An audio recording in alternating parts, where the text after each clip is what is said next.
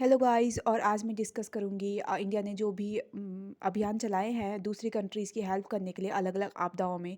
अभी जो तुर्की और सीरिया में भूकंप चला था उसमें इंडिया ने ऑपरेशन दोस्त के तहत कई चिकित्सा सामग्रियां भेजी और वहां के लोगों की हेल्प की। 2022 में रूस यूक्रेन युद्ध में ऑपरेशन गंगा के तहत कई सारे इंडियंस को और अदर कंट्रीज़ के सिटीजन्स को उसने बाहर निकाला। 2015 में यमन युद्ध के दौरान ऑपरेशन राहत में भी इंडियंस को अदर कंट्रीज़ के सिटीजन्स को बाहर निकाला गया।